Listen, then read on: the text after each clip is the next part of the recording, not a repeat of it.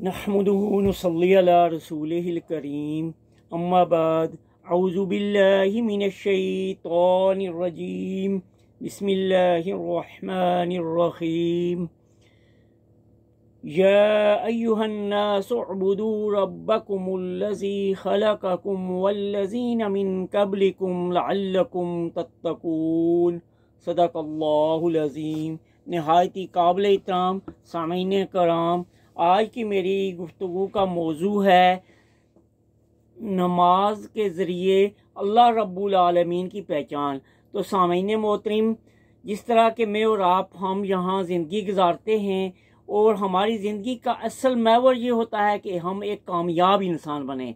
और कामयाब इंसान कौन होता है कि जो अपनी ज़िंदगी को अल्लाह रब्बुल आलमीन के बताए हुए तरीक़ों के मुताबिक अपनी ज़िंदगी गुजारे और अपने रब की पहचान करते हुए जो है अपनी ज़िंदगी को के अयाम को गुजार के अपनी उस खोई मंजिल जन्नत की तरफ रवान दवा हो। जिस तरह के आप देखते हैं कि हम इस माशरे में रहते हैं, तो हम किसी के साथ अगर अच्छाई करते हैं तो वो हमारे लिए वो उसके अंदर तशक्कर के जज्बात होते हैं। और ये सिर्फ इंसानों में ही नहीं, बल्कि मैं और आप देखें कि अगर हमारे करीब कोई जानवर है, वो भूखा प्यासा है, तो हम उसको खाना खिला देते हैं, पानी पिला देते हैं, तो आप फिर उसके बाद उसका रद्द अमल देखेंगे तो उसकी आंखों से भी इज़हार तशक्कर पाया जाता है और वो आपका शुक्रिया अदा करता है। और अगर अल्लाह ने उसको ज़ुबान दी होती तो वो आपकी बहुत तारीफ़ें करता है और इस तरह यानी मुझे और आपको वो यानी हमारे एहसान के लिए जो है वो अपनी ज़ुबान से वो तशक्कर के अल्फाज इस्तेमाल करता। और इसी तरह मैं और आप जो इंसान हैं और हम अशरफुल मखलूक़ात हैं, यानी हम भी हैवान हैं, लेकिन अक्ली तौर पे जो है ना इंसान भी वो एक हैवान है, लेकिन उसके अंदर अक्ल है। अल्लाह ने अक्ल और शऊर दिया हुआ है। और अल्लाह रब्बुल आलमीन फरमाता है या अय्युहन नास, ए इंसानो, उबुदू रब्बकुम, अपने परवरदिगार की इबादत करो। या अय्युहन नास उबुदू रब्बकुम मुल्लज़ी खलक़कुम, अल्लज़ी खलक़कुम, जिसने तुम्हें तख्लीक किया, मिन क़ब्लिकुम, जिस तरह के तुमसे पहले लोगों को तख्लीक किया था। क्यों किया? लअल्लकुम तत्तक़ून, ताकि तुम्हारे अंदर तकवा आ जाए। तो सामीन मोहतरम, जिस तरह के मैंने इब्तिदा में कहा कि इंसानियत की तख्लीक के बाद वही इंसान कामयाब होता है जो अपने रब को पहचानता है। तो जिस तरह के मैंने एक छोटी सी मिसाल दी कि एक जानवर आपके सामने अगर भूखा है तो आप उसको खाना खिलाते हैं तो उसके अंदर इज़हार तशक्कर होता है। इसी तरह मैं और आप अपने अगर रब को पहचानें तो मैं और आप देखें कि अगर किसी आदमी की एक आंख नहीं है तो आप उससे पूछें आंख की जो है वो क्या कदर कीमत है। एक आदमी बहरा है, वो सुन नहीं सकता है, उससे पूछें कि कानों की क्या जो है वो अहमियत है। इसी तरह एक आदमी अगर बोल नहीं सकता है, गूंगा है, तो उससे आप पूछेंगे, वो आपको ज़ुबान की जो है वो बताएगा। अगर किसी का बाजू कटा हुआ है, किसी का हाथ काम नहीं कर रहा है, तो ये चीज़ आप देखेंगे तो आपको फिर पता चलेगा कि मेरे रब की कितनी मेरे ऊपर अनायतें हैं। उसने एक बेहतरीन तवाना जिस्म जो है वो दिया। उसके साथ साथ अगर कोई आदमी दीवाना है, उससे पूछें कि अकल की क्या जो है ये सोच और फिक्र जो है इसकी क्या अहमियत है। तो अल्लाह रब्बुल आलमीन ने मुझे और आपको सोच और फिक्र भी दी। और इसीलिए नबी मेहरबान सल्लल्लाहु अलैहि वसल्लम ने फरमाया मन आरफ़ा नफ्सुहु फ़क़द आरफ़ा रब्बुहु, कि जिसने अपने नफ्स को पहचान लिया, अपने आप को पहचान लिया, बस उसने अपने रब को पहचान लिया। और रब को पहचानने के बाद मुझे और आपको अपने मकसद ज़िंदगी को पाना है।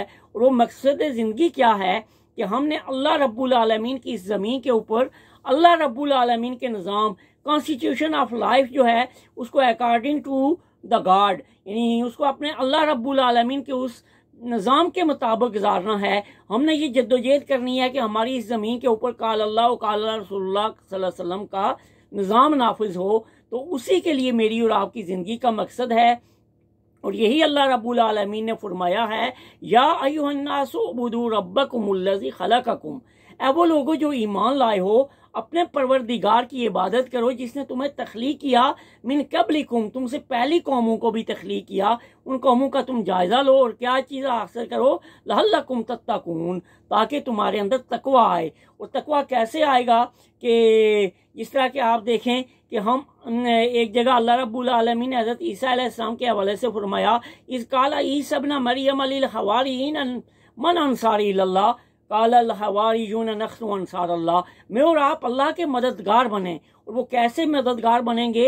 अल्लाह की इस ज़मीन के ऊपर अल्लाह के उस कॉन्स्टिट्यूशन, अल्लाह के उस दस्तूर को जो है वो हम नाफज करने की जद्दोजहद करेंगे। और वो दस्तूर क्या है? वो कुरान अज़ीम शान है।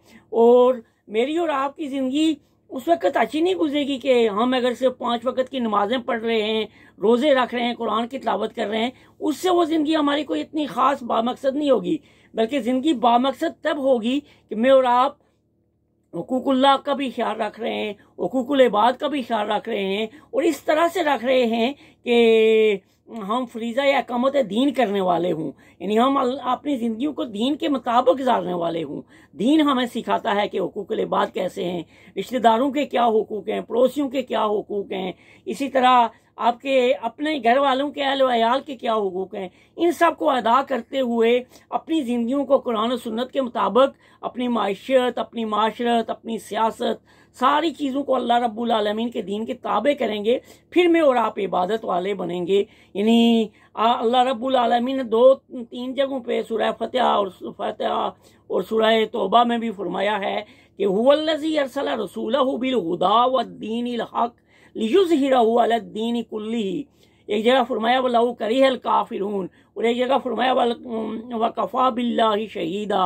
यानी ये सारी चीज़ें अल्लाह ने इसलिए बताई हैं कि मकसद से ज़िंदगी सिर्फ ये नहीं कि मैं और आप नमाज पढ़ने वाले बन जाएं, हम कुरान की तिलावत करने वाले, अल्लाह अल्लाह करने वाले, ये चीज़ नहीं। ये तो ज़रूरी है चूँकि नबी मोहम्मद सल्लल्लाहु अलैहि वसल्लम ने फरमाया है बैनल अब्दी व बैनल कुफ्री तर्की सलात। लेकिन उसके साथ साथ मेरी और आपकी जो असल जिम्मेदारी है, जो अल्लाह रब्बुल आलमीन ने बयान की है नबी मोहम्मद सल्लल्लाहु अलैहि वसल्लम की के हवाले से, वल्लज़ी अरसला रसूलहु, कि अल्लाह वो है कि जिसने अपने रसूल को भेजा। क्यों भेजा? बिल हुदा व दीनिल हक, किताब हिदायत और दीन हक दे के भेजा। क्यों? लियुज़हिरहु अला दीनि कुल्लिही व कफ़ा बिल्लाहि शहीदा, कि इसको तमाम अदियान के ऊपर गालिब कर दे, और इसके लिए अल्लाह ही गवाह काफ़ी, अल्लाह ही काफ़ी है। तो अब जो है मेरी और आपकी जिम्मेदारी तब पूरी होगी, मैं और आप तब तकवा वाले बनेंगे कि मैं और आप हमेशा कोशिश करेंगे कि किस तरह अल्लाह का दीन नाफिज हो जाए, अल्लाह के निज़ाम के मुताबिक जो है, अल्लाह के बताए हुए उस कॉन्स्टिट्यूशन के मुताबिक पूरी दुनिया के ऊपर काल अल्लाह और काल रसूलुल्लाह के तहत हम जिंदगियाँ गुजारें। जब हम उसके तहत जिंदगियाँ गुजारेंगे तो आप देखेंगे हमारी माशियत भी तरक्की याफ्ता होगी, हमारी माशरत भी तरक्की याफ्ता होगी, हमारा माशरा जो है वो इस्लामी हदूद के अंदर रहेगा, हमारी सियासत भी जो है, क्योंकि अल्लामा इकबाल ने जैसे फरमाया, जलाल बादशाही हो या तमाशा हो जमहूरी, जदा हो दीन जो सियासत से तो रह जाती है चंगेजी। तो हमने सियासत को भी इस्लाम के ताबे करना है। सारी चीज़ों को जब हम इस्लाम के ताबे करेंगे और अपनी ज़िंदगियों को इस्लाम के मुताबिक, कुरान के मुताबिक डालेंगे, तो फिर क्या है, या अय्युहन्नासु उबुदू रब्बकुमुल्लज़ी खलक़कुम, ऐ वो लोगो जो ईमान, ऐ वो इंसानों, अपने रब की इबादत करो जिसने तुम्हें तख्लीक किया, जैसे तुमसे पहले लोगों को तख्लीक किया था। तो फिर क्या होगा, लअल्लकुम तत्तकून, ताकि तुम मुत्तकी बन जाओ। जब हम पहली उम्मतों का देखते हैं कि ईसा अलैहिस्सलाम की कौम ने क्या किया और वो नाकाम हुए, मूसा अलैहिस्सलाम की कौम ने उनके साथ जो है बेवफाई की तो वो नाकाम हुए, हज़रत नूह अलैहिस्सलाम की कौम ने उनके साथ बेवफाई की, वो नाकाम हुए, हज़रत इब्राहीम अलैहिस्सलाम की कौम ने उनके साथ बेवफाई की। तो ये बेवफाई कैसे है कि वो मानते तो थे, अभी भी आप देखें कि यहूदी हैं, ईसाई हैं, वो इन्हीं बड़ा इन्हीं मानते हैं, लेकिन उनके अंदर भी कुछ शिरक आ गई है। लेकिन मेरी और आपकी ये जिम्मेदारी है कि हम तब नबी मेहरबान सल्लल्लाहु अलैहि वसल्लम के जो है उस मिशन के अलंबरदार होंगे कि जब हम कोशिश करेंगे। नबी मेहरबान सल्लल्लाहु अलैहि वसल्लम ने भी ये कोशिश की कि इस्लाम को पूरी जिंदगियों के ऊपर नाफिज किया जाए। ये काम में और आप करेंगे तो फिर क्या होगा कि हम अपने रब की इबादत करने वाले होंगे, तकवा वाले होंगे। अल्लाह रब्बुल आलमीन से दुआ है कि वो हमें तकवा इख्तियार करने और एक बामकसद ज़िंदगी गुजारने की तौफीक अता फरमाए। व आखिरु दावाना अनिल हम्दुलिल्लाहि रब्बिल आलमीन।